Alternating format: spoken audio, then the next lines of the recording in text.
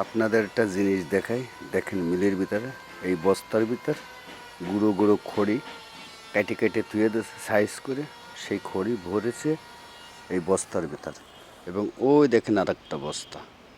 এই মিলের লোকজন সবাই জানে, কিছু কয় না। এই হচ্ছে পিকুল কানা, গ্যারেজ পিকুল এই কাজগুলো করে। আর তামান মানুষের দোষ হয় যে চুরি করে নিয়ে যাচ্ছে। এসে 6 নম্বর ওয়ার্ডে এই মিলটা রাবেয়া চক্ষু হাসপাতালের পিছনে এই মিলই এইসব চুরি চামারি করা হয়। খড়িগুলো নিয়ে যায়, আর এই খড়িওয়ালা এই এই যে লগমগ দেখতেছেন, এইটি দেখতেছেন, এরা দোষ দেয় সাধারণ নিরীহ মানুষের। এইগুলো এই মিলাররা জানে কারা চুরি করে। মিলাররা কোনো কথা বলে না, আর যাত্রার দোষ দেয়।